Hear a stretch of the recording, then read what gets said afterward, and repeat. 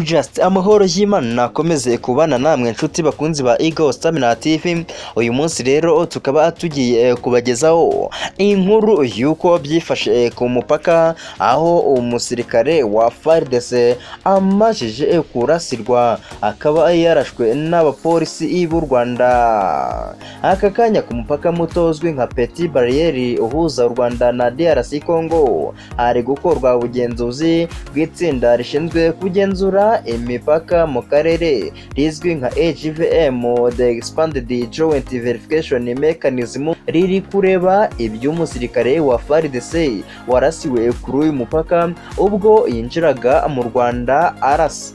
Uyu musirikare rero akaba yagerageje kwinjira mu Rwanda ari gukora igikorwa kimeze nk'icy'ubwiyahuzi, kuko ayinjiye arasa, asigaye nabo birangira abamusubije nuko bimuviramo urupfu. Ariko bari bamanje kumwihorera nuko bo babona we nta gahunda afite yo kuba yabihorera. Abaturage ba Congo bakomeje kwibaza icyo igisirikare cyabo FARDC cyabuze bituma agihora akimurwa mu birindiro n'umutwe witwaje intwaro wa M23. Iyi M23 iherutse kwirukana ingabo za Congo mu mujyi wa Bunagana, isigara ariyo iwuyoboye nyuma y'intambara yabahuje ku bushotoranyi impande zombi izakomeje gushinjanya. Kuri iyi nshuro impirimbanyi izihuriro UPDC rikorera ibikorwa byaryo imati muri Congo yo hagati zatangaje ko ziteguye kwifatanya n'ingabo za Congo ngo batsinsure M23 mu burasirazuba bwa RDC. Umuryango w'umunyamabanga w'iryo huriro Dominique Nkodia yatangaje ibi ubwo bari mu myigaragambyo bavuga ko igamije kwamagana u Rwanda kubera ubushotoranyi bwarwo mu majyaruguru ya Kivu. Yagize ati ukwiyoberanya k'u Rwanda kugiye kurangira kandi ibigaragarizwe amahanga uburyo rutera inkunga ibyihebe bya M23.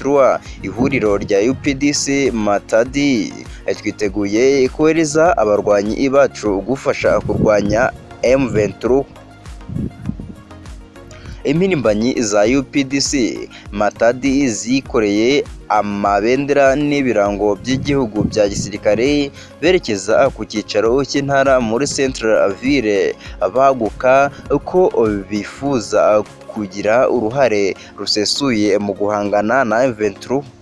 Muri iyo myigaragambyo abigaragambya bagaragazaga ko bifuza kugaragaza uruhare rwabo rusesuye mu kurengera abaturage bagenzi babo bavuga ko bari mu kaga mu burasirazuba bw'igihugu. Umunyamabanga w'iri shyaka kandi yasobanuye ko kwigaragambya muri ubu buryo bigamije gutera ingabo mu bitugu FARDC iri kurwana ku busugire bw'igihugu ihangana n'umutwe wa M23 bavuga ko ufashwa n'igihugu cy'u Rwanda. Ariko ibingibi u Rwanda rukaba rubihakana rwivuye inyuma. Ngayo nguko rero.